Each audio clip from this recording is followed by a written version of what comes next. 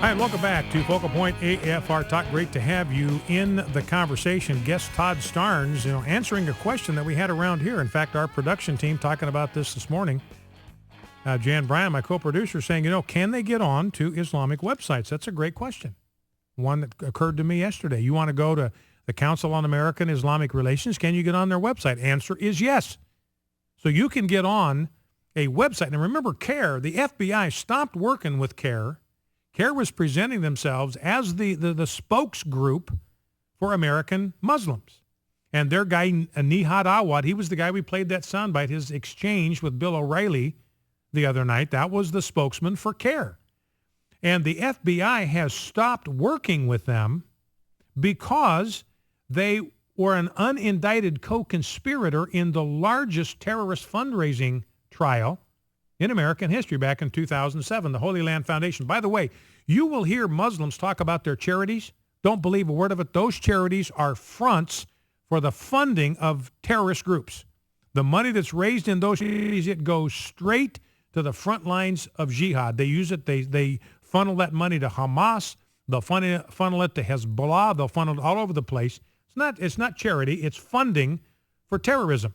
And that's what this prosecution was all about in 2007, is they tumbled to this, that these foundations were just fronts for raising money for terrorist activities overseas. And so they got prosecuted. This Holy Land Foundation got prosecuted, and CARE was implicated in that.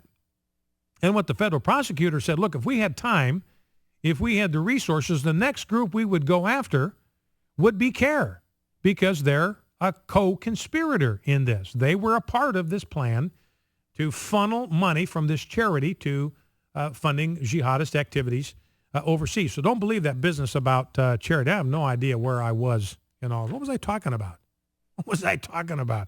Anyway, about Islam. I know what I was talking about. About whether you can get on Islamic websites from military computers. And it turns out you can. You can go right to CARE. I just talked about them. That's where I got started.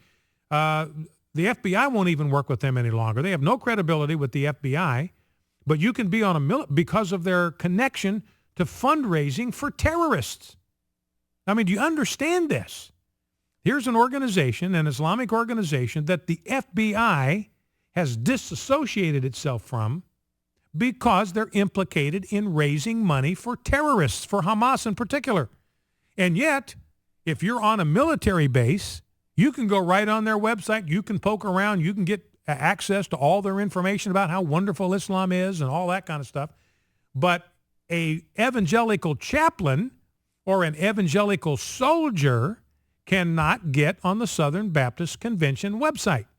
And the Pentagon saying, this is inadvertent. Yeah, it was blocked. They finally admitted it was blocked, but they said, it was just an accident. But then Todd Starnes reporting, no, he's getting information from eyewitnesses that no, administrators are blocking access. So it's intentional. It is deliberate on the part of whoever is doing that. And so under this president, I'm telling you, ladies and gentlemen, under this president, the United States military, this is the shocking thing. Under this president, the United States military is turning into the most strident anti-Christian voice in the nation. They're more strident, they're more effective than the ACLU. They are shutting down religious expression at a faster pace than the Freedom from Religion Foundation. This commander-in-chief, this administration, this is from the top down. Trust me, the troops don't like this. Most of the officers don't like this. This is coming from levels above them. It's being shoved down their throats. They don't like it. That's why we're hearing from them. They're the ones that are being shut out. They're the ones that are being the victims of this religious oppression. And so our own government now, shutting down religious expression. In Todd's story, he talks about the fact that this is not the only instance of religious oppression. He mentioned it when I interviewed him. The labeling of AFA and FRC as domestic hate groups by Lieutenant Jack Rich of Fort Campbell. I did an interview this morning with the Tennessean in Kentucky. They wanted to get that email, and I sent it over to him because that's right in their backyard where the Tennessean is located. And so he wanted that email, and we talked about that. But this is an amazing thing. Protestantism built the United States of America. This nation was built by Protestants. Protestants drafted the Declaration of Independence. Protestants drafted the Constitution. Protestants filled the Continental Army. Protestants drove the abolition movement. Protestant work ethic built this nation into the most prosperous, economically successful civilization in history. Protestantism built the United States of America. Any honest historian will tell you that. At the time of the founding, 99.8% of the American people were followers of Christianity, and 98.4% of those were Protestants. 1.4% were Catholics, 0.2% were Jews. This nation was founded and built by Protestants. And yet here you have our own military suppressing and repressing expression of Protestant groups. So they're becoming the and again, as I said, the most quintessentially American thing you can be is a follower of the Protestant tradition.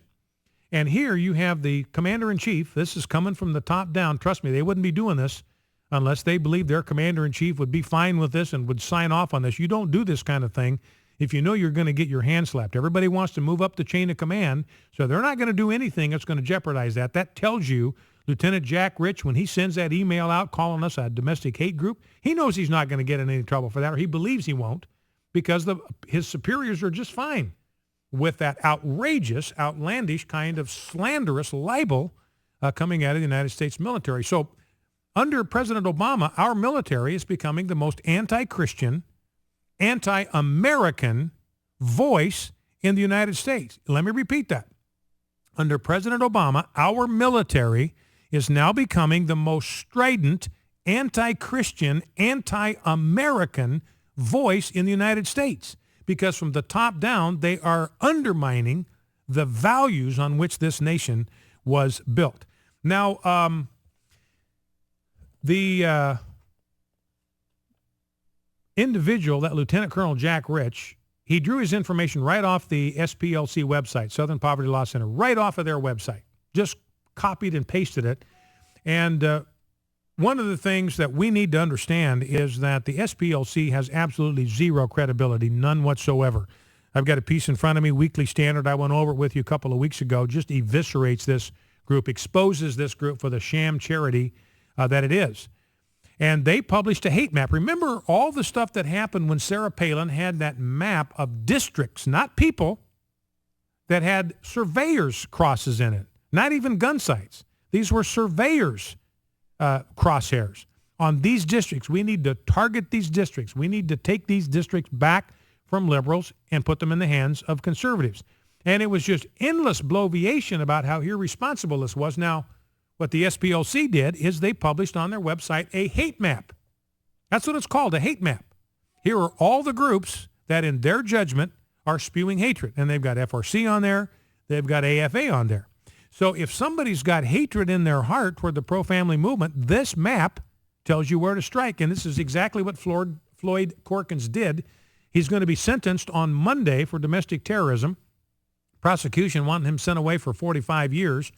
And here is a tape. This is a clip that FRC has released, our friends at FRC, about 19 seconds worth. You'll have to listen carefully because the audio is a little muffled, but he's talking here to FBI investigators.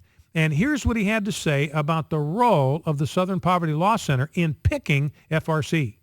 Now, how did you, this building, this organization, how did you find it early? Did you look it up online, or how did you know about it?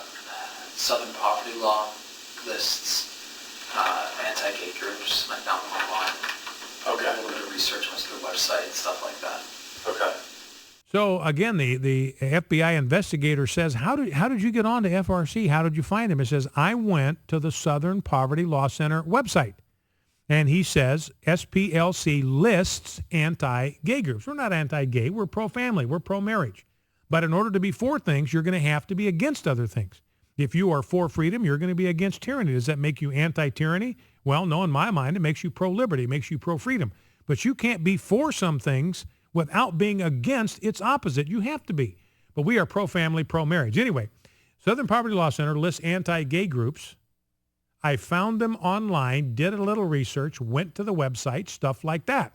And then he went armed to the teeth. He had more magazines when he ran out of bullets. He had I think 45 or 50 rounds that he had with him. And he was packing these sandwiches from Chick-fil-A.